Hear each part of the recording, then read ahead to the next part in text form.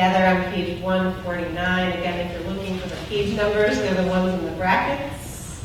Together. This is an hour of change. Within it we stand uncertain on the border of light. Shall we draw back or cross over?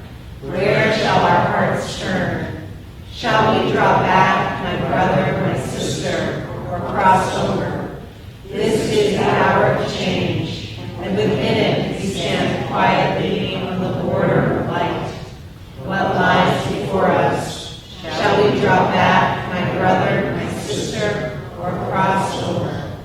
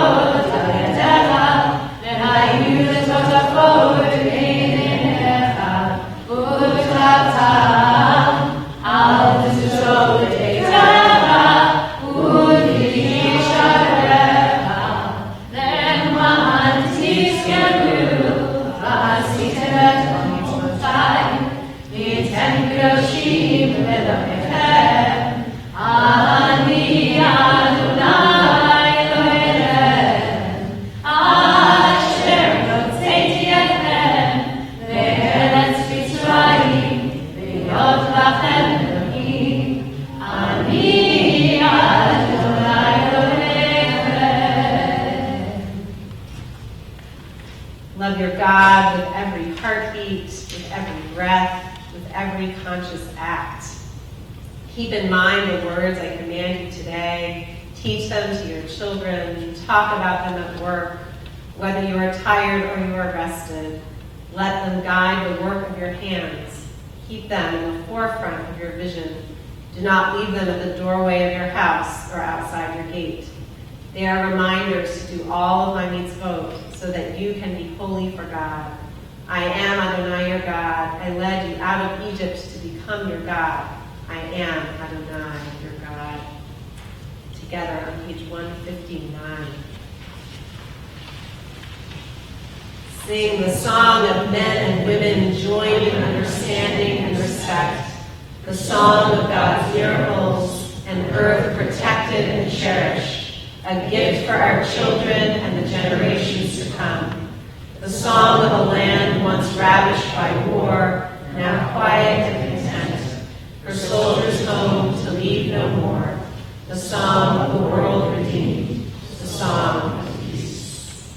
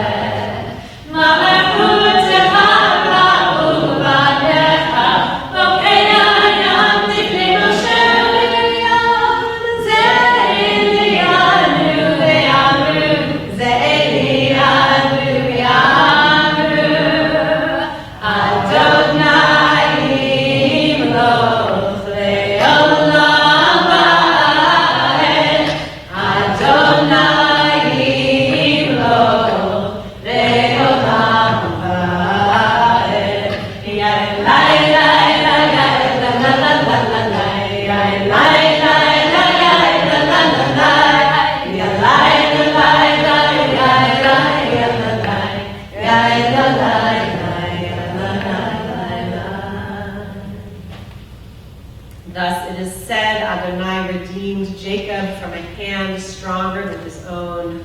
Praised are you, Adonai, for redeeming Israel. Baruch atah Adonai, Ba'al Yisrael. Together, page 160, our prayer for shelter. Grant, O God, that we lie down in peace, and raise us up, our guardian, to life renewed. Spread over us the shelter of your peace. Guide us with your good counsel. For your name's sake be our help. Shield and shelter us beneath the shadow of your wings. Defend us against enemies, illness, war, famine, and sorrow. Distance us from wrongdoing. For you, God, watch over us and deliver us. For you, God, are gracious and merciful.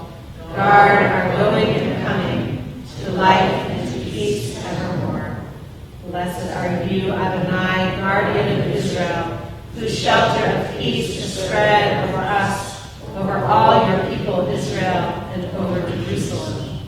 Baruch atah Adonai, haporei sukat shalom, aleinu ve'al kol amo Yisrael, ve'al Yerushalayim.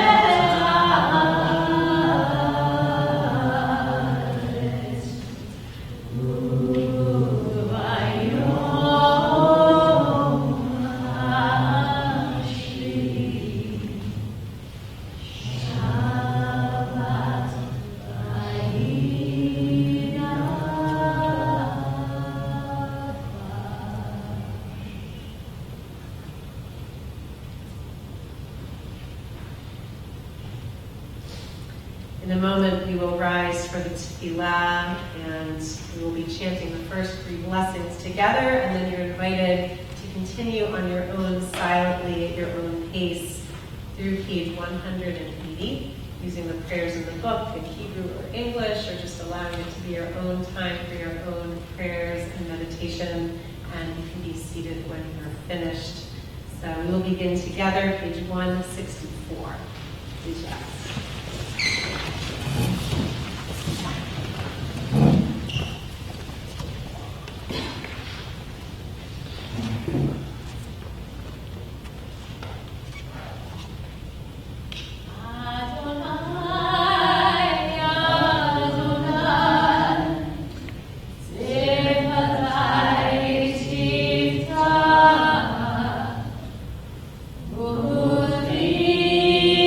Yeah.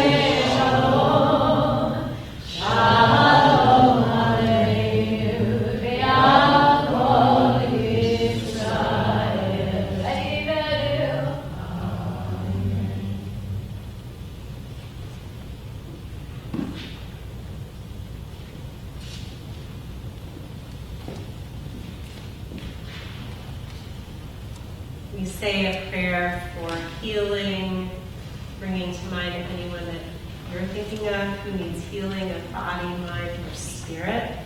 And this evening we're going to introduce a new song, and it is the second song on the little sheet that hopefully you got when you came in, or maybe you forgot when you came in, so you can share. So we are especially thinking about Rabbi Harold White, Paul Jones, Beth Gottlieb, Anita Makatonua, Miriam Swidler, Iris Clark, Joanne Price, Saul Meller, Kenneth Schneider, David Clark, Stuart Walker, Sam Rosenblum, Charles Savitt, Terry Moran, Carol Berzin, Nancy Schwam, John DiNicola, Peggy Tunick, Harvey Redak, and Reagan Conaghy. And if there are other folks that you are thinking about who are in need of healing, you can say their names out loud or inwardly as my eyes scan over the room. Natalie Lindstrom.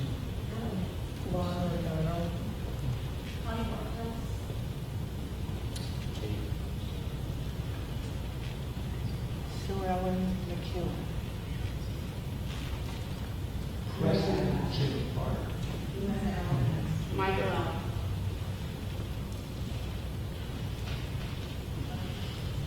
So this is a new melody. We haven't done the English of Arabic, I don't know how long.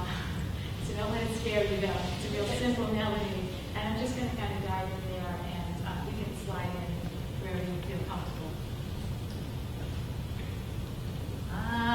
Adonai Yishla, Yishla Lahem, Refuah Shlema. Let's try it together, okay? Adonai Yishla, Yishla.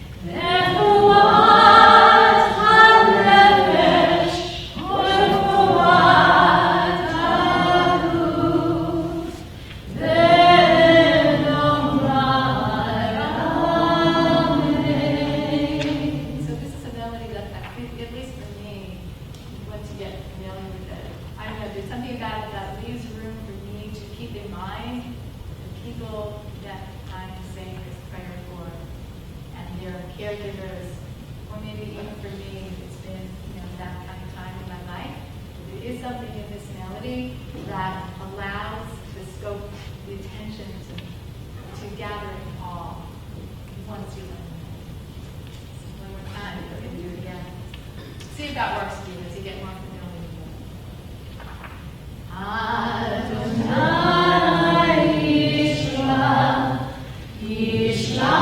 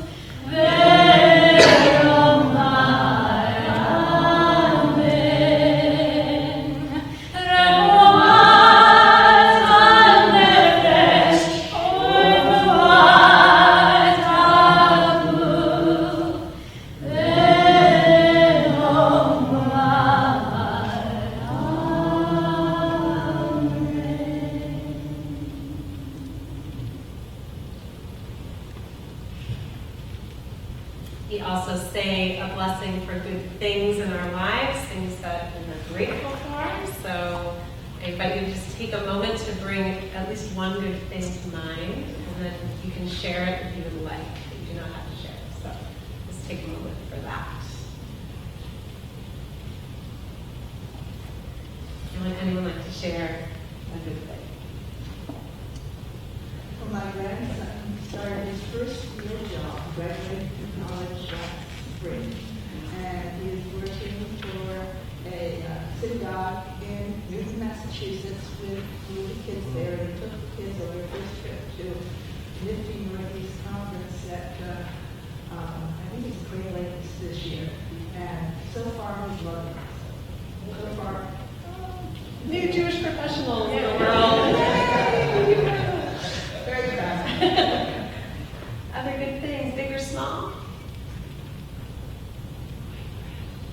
Visiting your lovely synagogue. Oh, thank you. I wasn't fishing, but thank you. We're glad you're here. My parents returned to Florida this week. So they're safe and sound. Four big bags of stuff are unpacked and put away. Yeah, they don't travel lightly. Never did. Our kids made a call last night for a Shabbat dinner. It was very exciting. Like, Yeah. passing on a labor to the next generation. That's right. And my mother-in-law, Jackie, is here visiting, which is awesome. And she helped them, and that's awesome, too. Okay, for all the good things that we said out loud, and the other ones we're just going to keep to ourselves, we say, Baruch atah Adonai Eloheinu melech haolam hatov v'hametiv. Praised are you, Adonai, our God, your presence fills creation. You are good, and you make good things happen. A few announcements. I do want to say to the young people who are here, younger people, usually there's a space to go play in the religious school wing. But tonight, unfortunately, I can't let you go there because it's full of furniture. You may have noticed the building was really empty because we're preparing to clean the floors for the high holidays, etc. It's not the safest space. Are there any younger people who would rather not be here for like the sermon part? My kids are in my study. It's a little room, but they can go down this hallway, and there's a room with sofas, and my kids can show you your kids the ropes. So you don't have to feel stuck in here, unless your parents make you stay. Okay. So let's see. Things happening. We, next Thursday at noon is our fourth Thursday of the month, our daytime program that Iris Freeman runs, and because of the cleaning of the floors, we're doing it off-site. It's going to be at Soup and Sandwich in Old Saybrook at noon, and it's just going to be a current events conversation, and I believe that folks might be going to the Florence Griswold Museum afterwards. So call if you have questions, and I'm sure that Iris can give you the details. The first of the two congregational meetings for the new rabbi search is happening on Sunday, August 30th at 4 o'clock. So that's for members of the congregation only. It's a really important meeting to give input to the search committee. Please send in your RSVPs if you haven't yet for the 100-year celebration. And thanks again to Johan for providing the sweets that await us later. Okay. Really, don't be shy. If you guys want to scoot, go ahead. And it's okay, Mom, if you want to go out and come back in. Really, we're informal here. And actually, I need some volunteers to hand out these books, because what we're doing next is some study based on our new High Holiday Prayer book.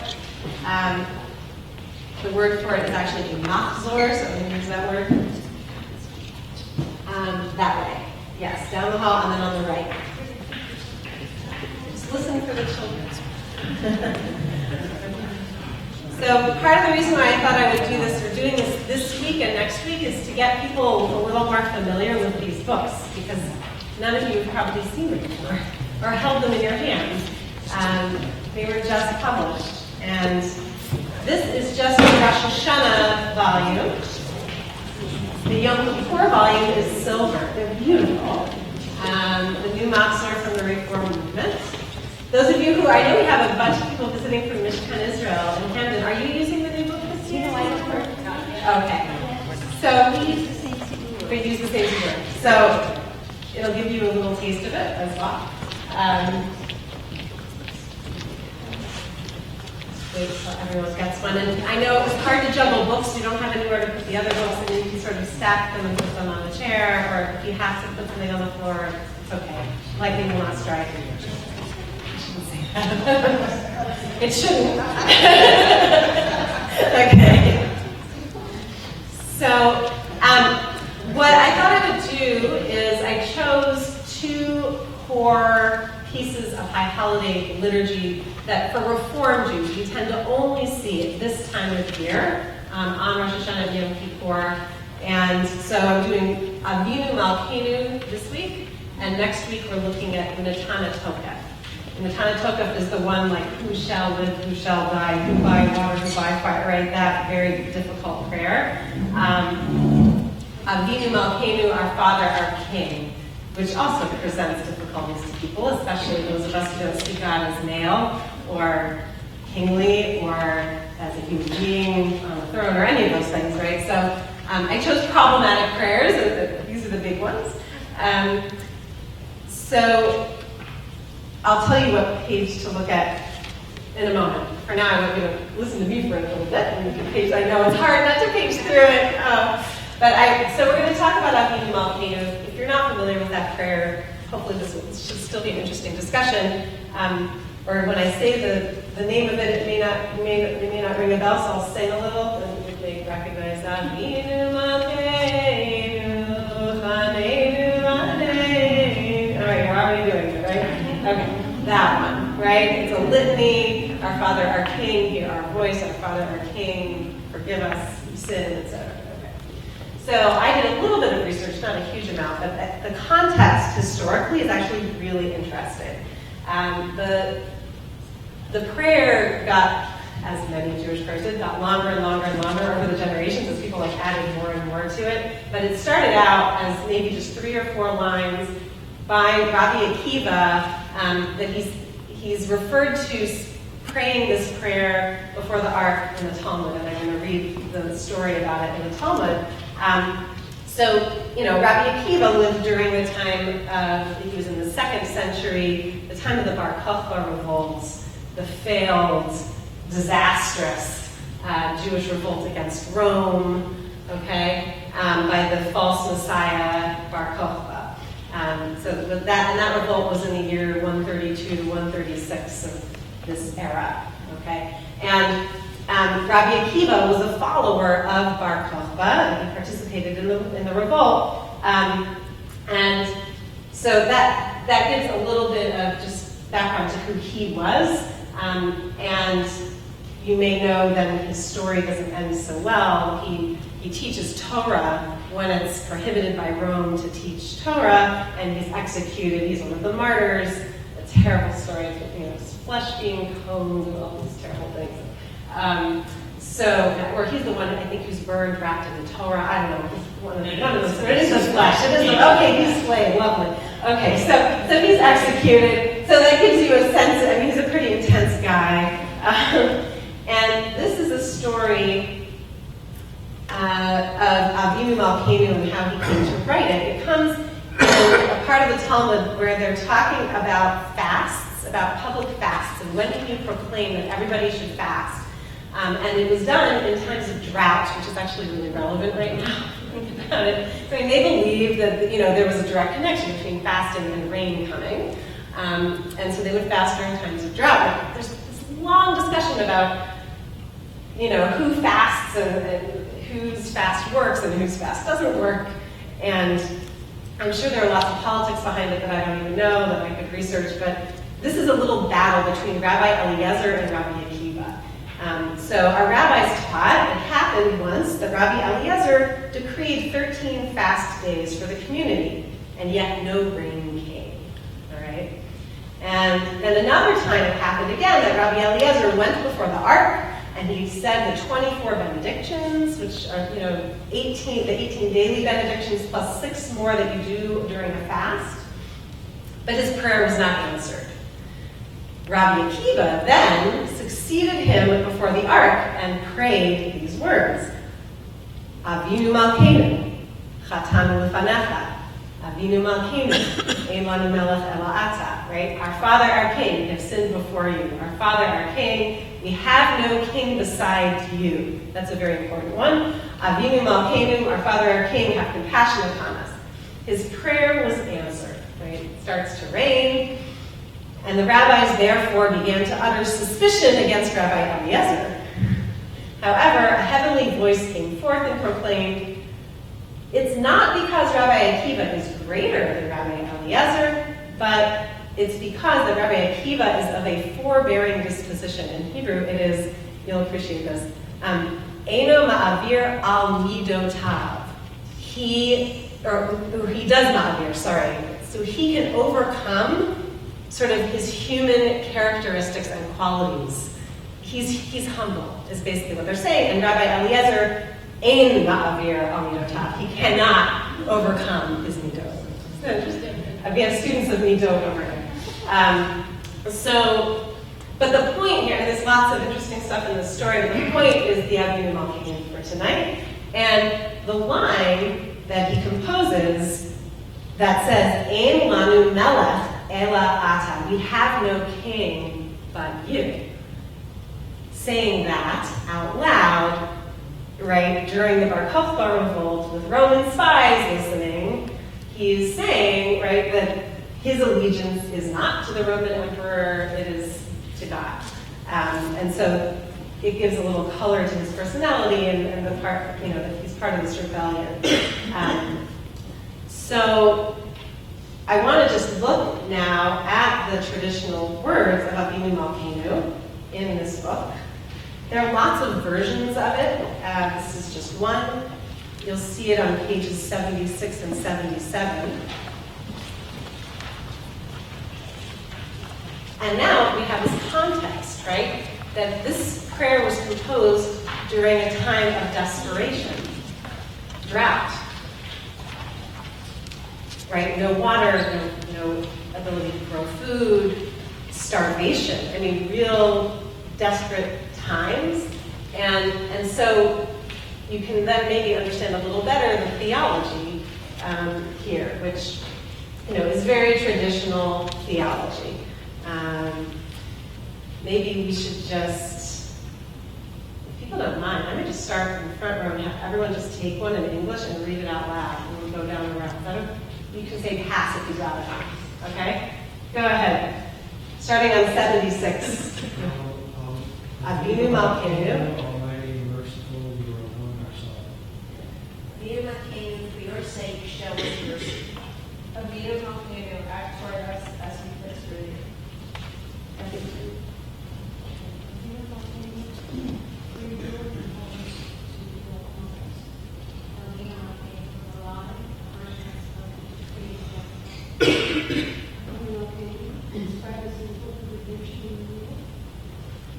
Avinu Malkeinu, remember our goodness and call it to mind.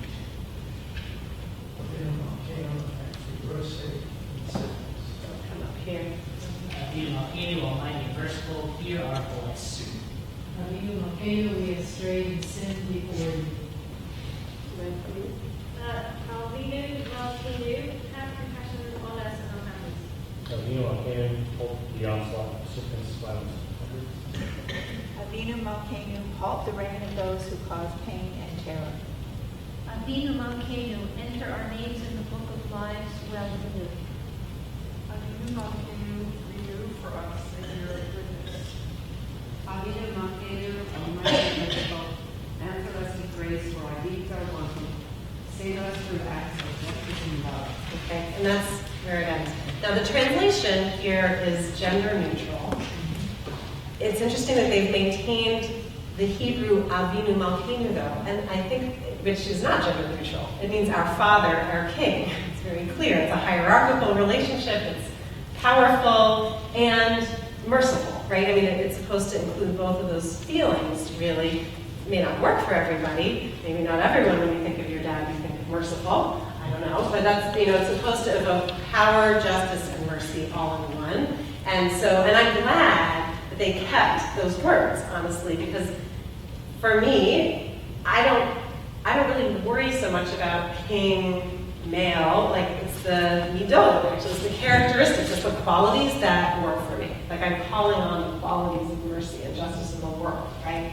I'll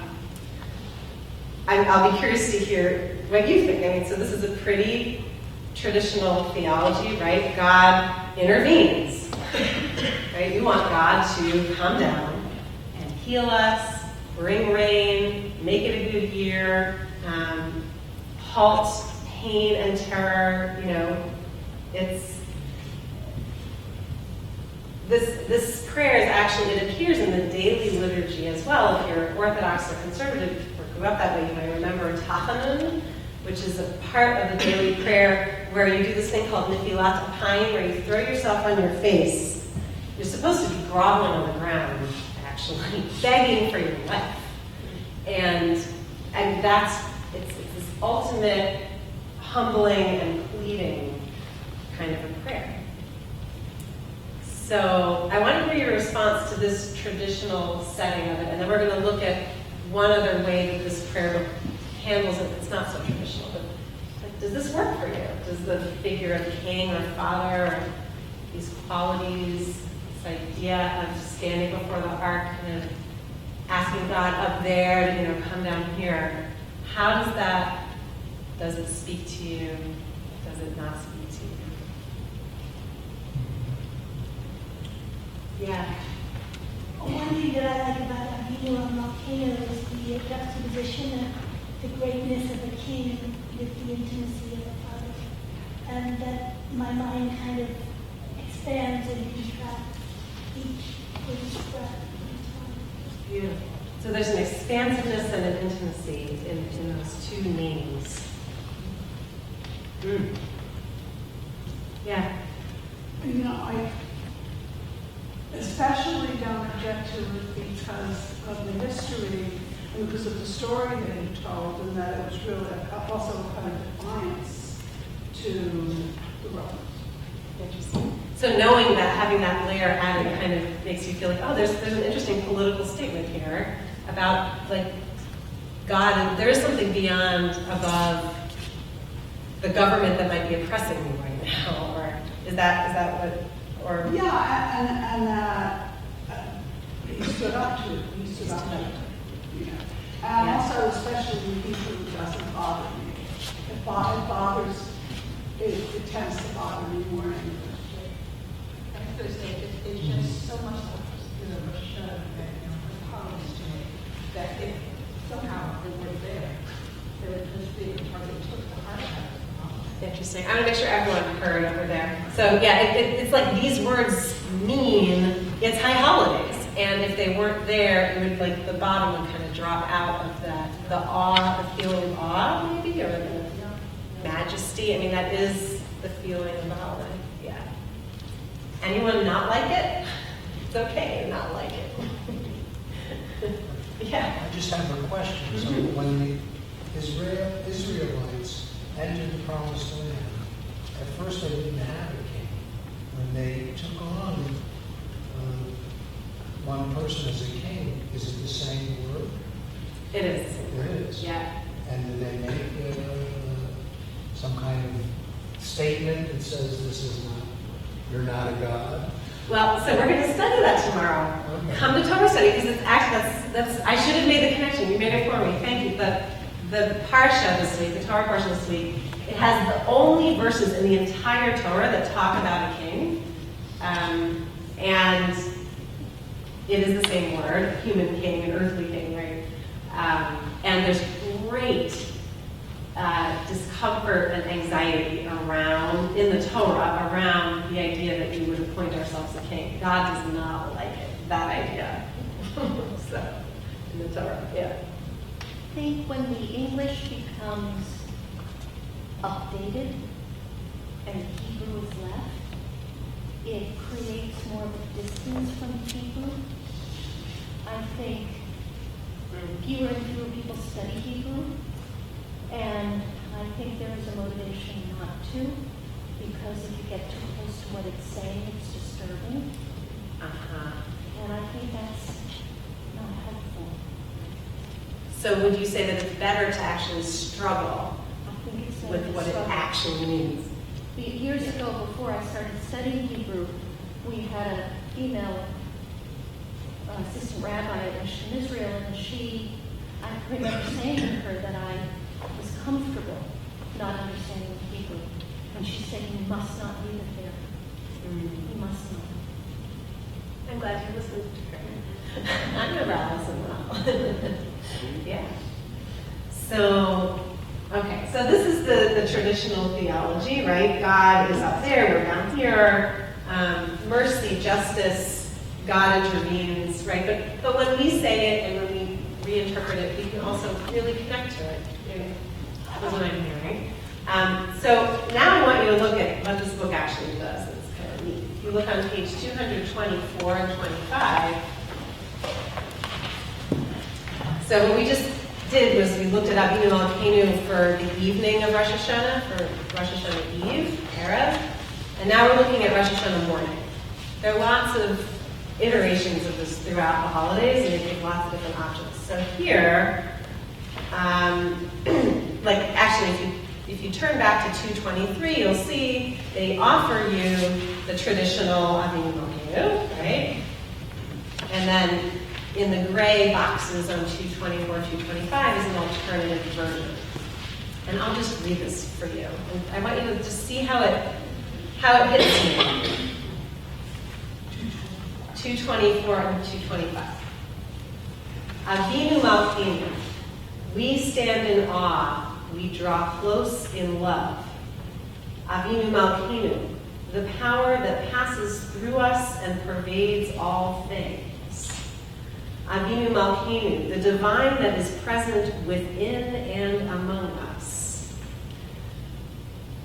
Avinu Malkeinu, Shema Kolenu, we speak the sacred truth aloud. Right? That's instead of hear our voice. If you don't know what the Hebrew means hear our voice, like God has an ear listening. Instead, the English is we speak this sacred truth aloud. It starts with us. Right? Avinu Malkeinu, Chatanu Lefanecha. We stand as one accountable for our sins, not we have sinned against you. Right?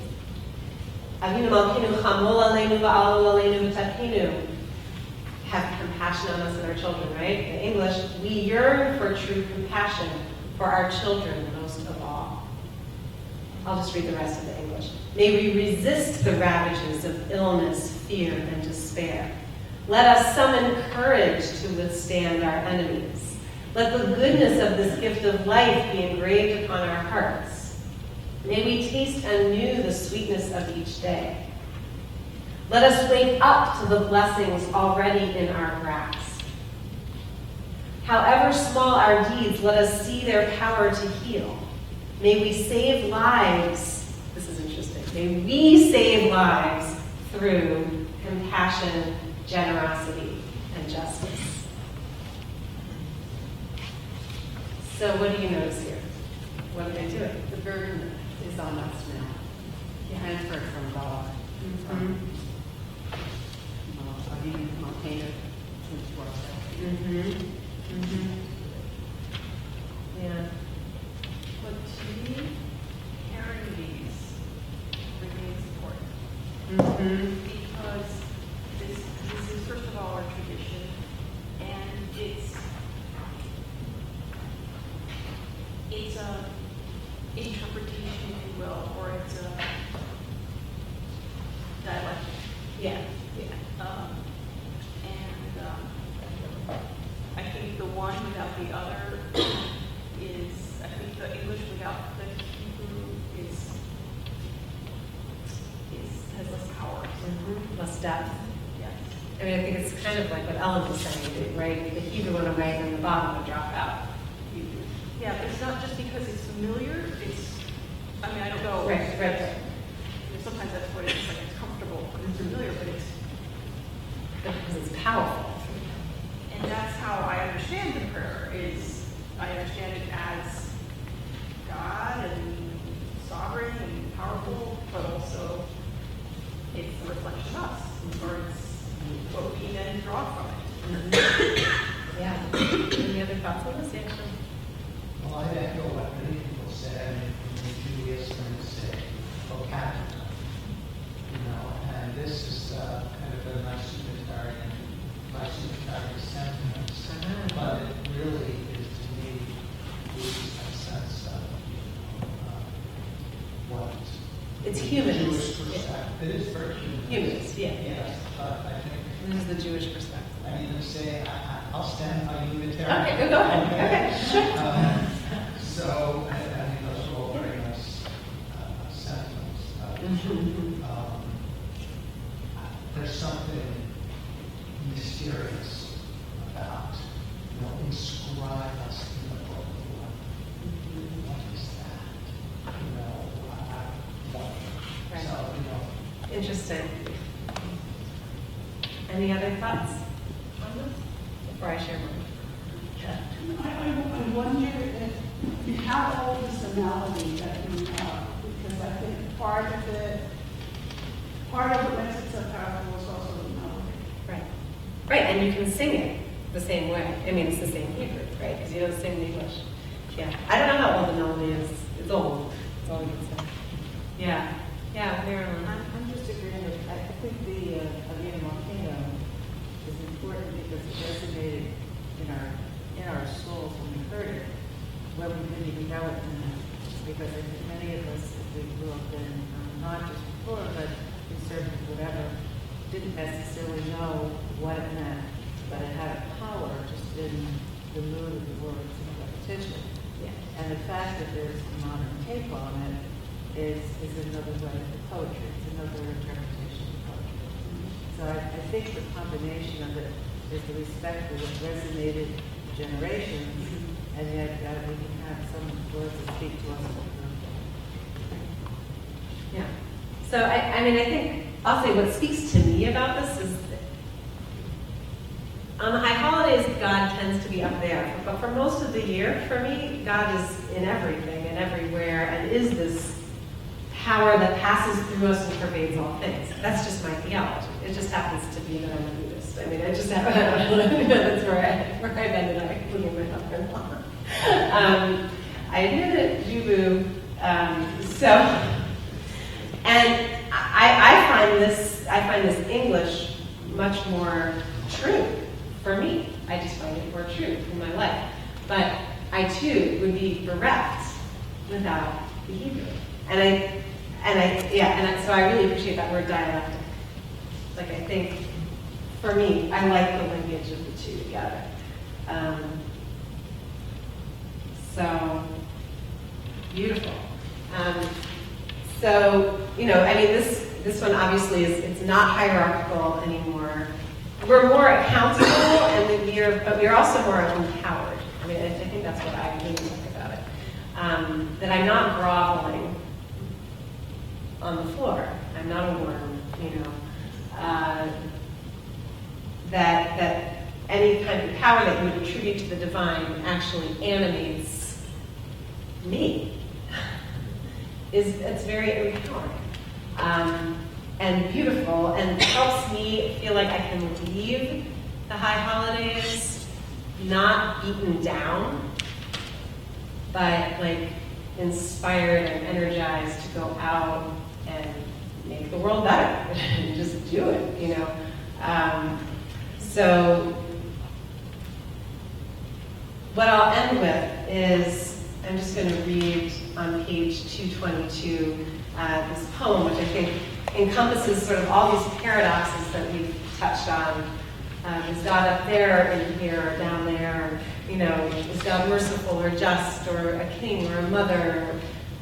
So I'll end with this. Loving Father, infinite power, gentle, forgiving, lofty, inscrutable, Avinu Malkeinu. Compassionate Mother, omnipotent Lord, comforting presence, fathomless mystery, Avinu Malkeinu. Our rock and redeemer, life of the universe, close to us always, impossibly far, Avinu Malkeinu. Embracing, confounding, accepting our frailty, decreeing our end, Avinu Malkeinu. None of these are true. None of them are you. Yet we stand as those before us have stood, summoned to judgment, longing for love, Avinu Malkeinu. May these words be a bridge. They come from our hearts. May they lead us to you.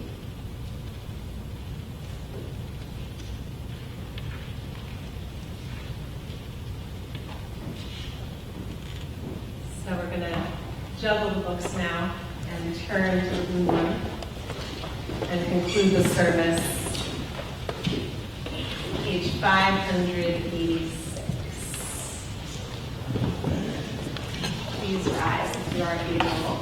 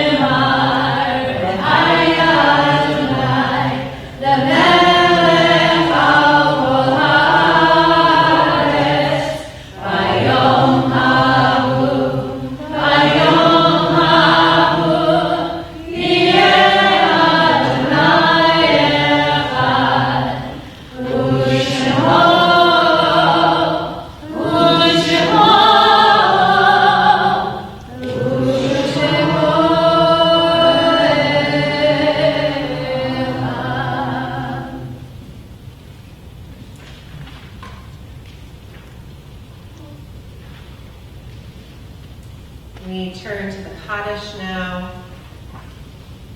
and we think of our loved ones, those whom death has recently taken from us, those who died at this season in years past, and those whom we've drawn into our hearts with our own Zichronam Livracha. May their memories be for blessing.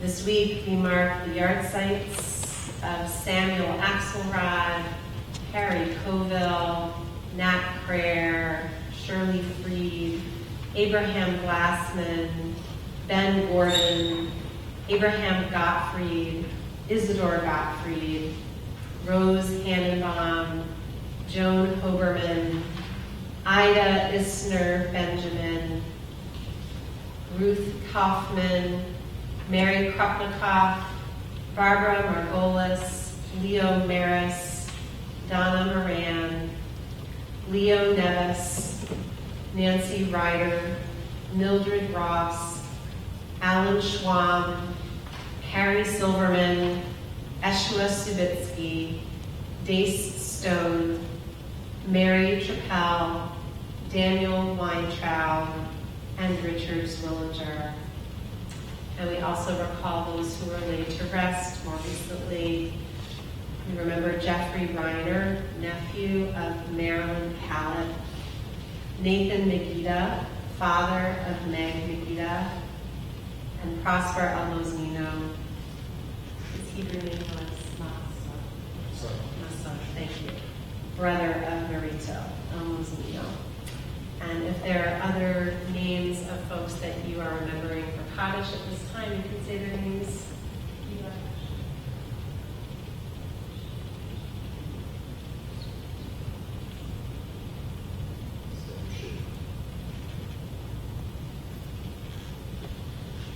Mourners and those who wish to join them, you're invited to rise. Kaddish is on page 598.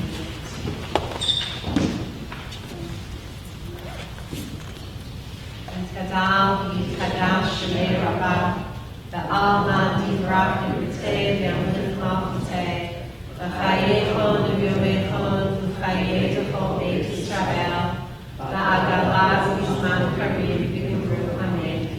Yehei Shmei Rabbah L'Norach Le'elam L'Nei Amaya, Yisbarach V'Yishchabach V'Yishha'ar V'Yitramach V'Yitnaseh, V'Yitadar V'Yitaleh V'Yitalal Shmei V'Yishah V'Yihu Le'ila Mikol Birchata V'Shirata Tushbechata V'Nechamata Na'amiran Ve'alma V'Yuru Amen. Yehei Shalama Rabba Yishuraya V'Chayim Aleinu V'Al Kol Yisrael V'Yimru Amen. Oseh Shalom V'Brama Uya Oseh Shalom Aleinu V'Al Kol Yisrael.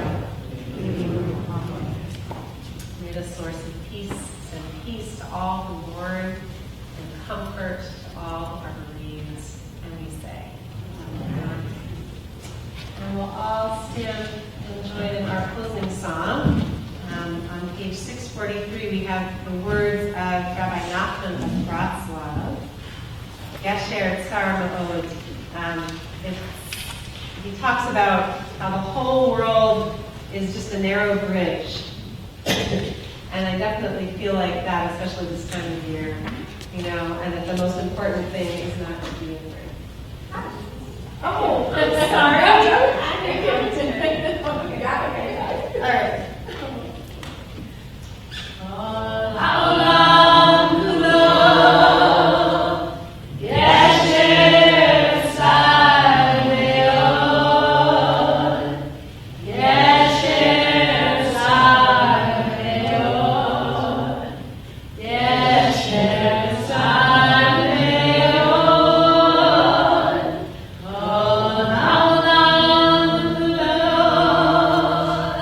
Yeah.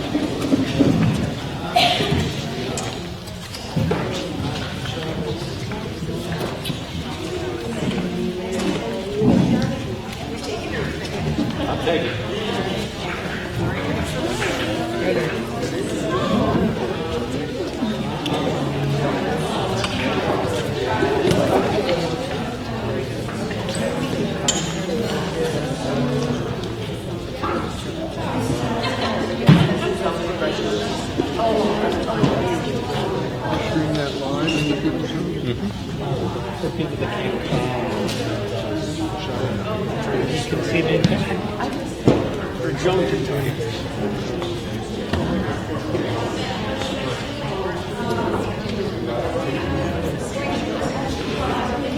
And then